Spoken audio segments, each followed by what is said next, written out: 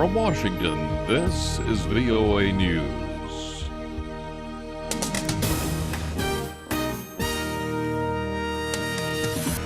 Coming up, the latest on tensions in Ukraine. Libya has a new prime minister despite controversy. NATO's top military commander, General Philip Breedlove, said he does not think Russia will invade Ukraine, adding that the Kremlin has other ways to achieve its goals. NATO commander did say he is certain Russian special forces are in Ukraine. With violence on the rise there, UN Secretary General Ban Ki-moon tells the French news agency he will offer himself as a mediator before the situation creates huge consequences beyond anyone's control. Meantime, Ukrainian forces fought gun battles Monday with pro-Russian militia in the separatist-controlled eastern city of Slovyansk. At least 20 pro-Russians were reported killed. Former Egyptian army chief and presidential favorite Abdel-Fattah el-Sissi has vowed that the ousted Muslim Brotherhood group will not return should he win.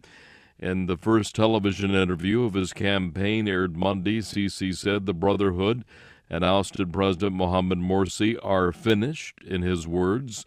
Muslim Brotherhood, which swept all elections since the 2011 fall of longtime strongman Hosni Mubarak, already has been blacklisted as a terrorist organization by the military-installed authorities. Libyan officials have confirmed that Ahmed Maitik as the new prime minister of the country after a stormy vote in parliament opponents say was illegal. VOA's Elizabeth Arrett has more from our Middle East Bureau. Ahmed Maitik is Libya's fifth prime minister in the 2.5 years since autocrat Muammar Gaddafi was ousted. A government decree Monday, signed by the acting Speaker of Parliament, confirmed the selection of the London-educated businessman after a controversial ballot in the Assembly the day before.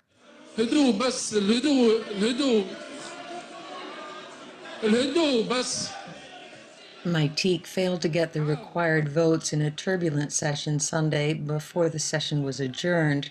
He was later said to have gained the necessary votes, including from Islamist supporters, despite the earlier departure of many lawmakers. Elizabeth Arrett, VOA News, Cairo. Secretary of State John Kerry warning of sanctions and other possible consequences if South Sudan's government and rebel forces do not commit to talks aimed at ending 5 months of civil war. Secretary Kerry, who spoke in the Angolan capital of Luanda on Monday on the final leg of his African tour, had last week secured a commitment for the talks from South Sudanese President Salva Kiir. Former Vice President and rebel leader Riek Machar says he does not believe the conflict can be ended by establishing a transitional government before new elections. Secretary Kerry says Machar has concerns about the logistics of peace talks, but left the door open. He expressed some doubts, but he didn't say he wouldn't go. And I talked to Prime Minister Haile Mariam, who made it clear to me that Mr. Machar made a commitment to him that he would come. Secretary Kerry says Machar has a fundamental decision to make in the way he proceeds, adding that there will be accountability and implications for those who block peaceful efforts. United States and Djibouti have signed a new 10-year lease. It's on a U.S. military base that the White House calls a critical part in the fight against terrorism. Thailand's revered monarch made a rare public appearance on Monday, attending ceremonies marking the 64th anniversary of his coronation. Ron Corbin reporting now from Bangkok. Thailand's revered king, 86-year-old Bhumibol Adulyadej, was greeted Monday by thousands of well-wishers on Coronation Day, a holiday celebrating the world's longest reigning monarch. The ceremony at the royal family's Glai Kangwon Palace in Hua Hin included many leading Thai politicians and bureaucrats led by Prime Minister Yingluck Shinawatra, as well as her political opponents, including former Prime Minister Chuen Leakpai from the Democrat Party. The ceremonies, which bring together many of Thailand's political classes, marked a rare moment of unity in a country deeply divided about its political future. Ron Corbin, Bangkok, Thailand.